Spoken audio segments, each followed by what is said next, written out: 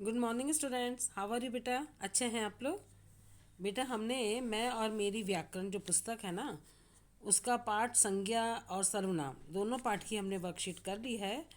और अब हमें पाठ 7 वचन को जांचने की बारी है। इसकी वर्कशीट अपन करेंगे। और बेटा पाठ 7 वचन में हमने पढ़ा कि वचन किसे कहते हैं, वचन की परिभाषा क्या है, वचन के बारे में आप क्या जानते हैं। तो वचन को बेटा इंग्लिश में कहते हैं नंबर्स। सिंगुलर प्लूरल जो होते हैं ना इंग्लिश में, हिंदी में उनको हम वचन कहते हैं। तो इसकी परिभाषा ये है, शब्द के जिस रूप से संज्ञा के एक या अनेक होने का बोध हो उसे वचन कहते हैं। है ना, आया समझ में बेटा? एक या अनेक जिससे समझ में आता है उसको हम वो कहते हैं। और इसके वचन के कितने भेद हैं बेटा? वचन के 2 भेद हैं, 2 प्रकार हैं, एक वचन और बहुवचन। इंग्लिश में होता है सिंगुलर प्लूरल और संस्कृत में 3 वचन होते हैं, एक वचन, द्विवचन और बहुवचन। लेकिन हमारे हिंदी और इंग्लिश में 2 ही वचन होते हैं।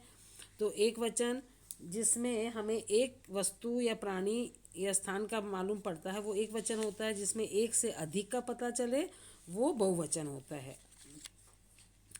वचन बदलने पर संज्ञा और क्रिया का रूप भी बदल जाता है। जैसे लड़की गा रही है ना, और लड़कियां गा रही हैं, तो लड़की की जगह लड़कियां हो गया तो हैं आ गया यहाँ पे। बेटा हिंदी में इंग्लिश में जो इज़ और आर का डिफरेंस है ना, वही हिंदी में है और हैं का है। ये सारी चीज़ें अपन ने पढ़ ली हैं। और एक संख्या को बताने वाले शब्द को एक वचन कहते हैं, एक से अधिक संख्या बताने वाले शब्द को बहुवचन कहते हैं। और कुछ शब्द हमेशा बहुवचन में ही प्रयोग में आते हैं। और कुछ संज्ञा शब्द एक वचन तथा बहुवचन में एक समान प्रयोग किए जाते हैं, जैसे जनता, है ना, पानी। और वचन बदलने पर क्रिया का रूप बदल जाता है और आदर देने के लिए एक वचन के स्थान पर बहुवचन का प्रयोग किया जाता है। भली व्यक्ति एक है, लेकिन अगर हमें उन्हें सम्मान देना है, आदर देना है, तो बहुवचन में ही हम उनको बोलेंगे। मामा जी आए, प्राचार्य आए, है ना, ये सारी चीज़ें।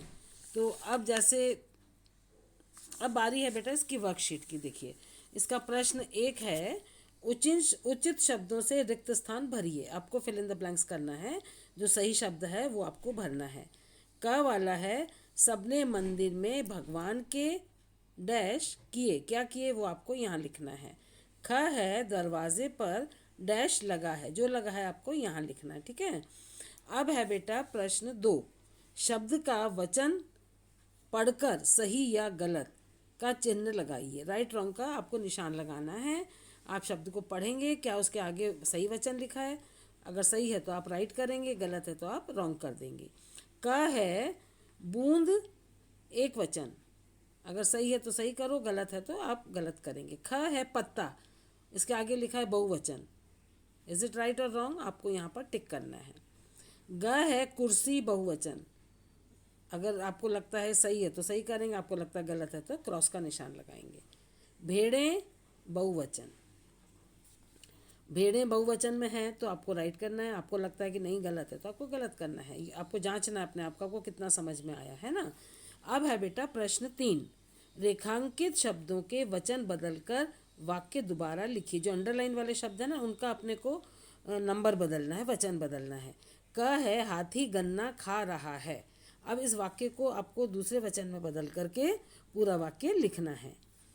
और उसके बाद ख वाला है, बच्चों को कहानियाँ पसंद आईं, तो इसको भी आपका वचन बदल के दोबारा वाक्य लिखना है। प्रश्न 4 है बेटा, निम्नलिखित शब्दों के वचन बदलिए। ये जो शब्द लिखे इनके वचन बदल के लिखना है। साइकिल, साइकिल का वचन बदल के यहाँ पे खाली जगह में आपको लिखना है। परीक्षा, परीक्षा का बहुवचन परीक्षा का वचन बदल के यहाँ लिखना है।